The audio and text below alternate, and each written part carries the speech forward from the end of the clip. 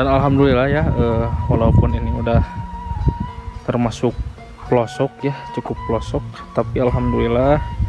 jalannya sudah cor seperti ini nih sahabat, sudah cor seperti ini ya, udah jalannya udah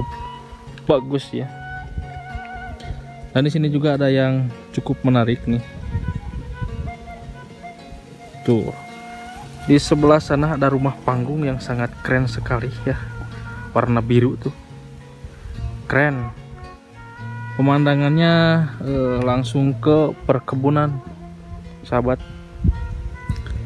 cukup nyaman sekali ya kalau tinggal di sana, di pelosok itu, di pedesaan atau perkampungan,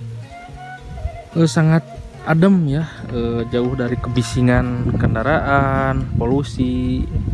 nyaman lah untuk menikmati kehidupan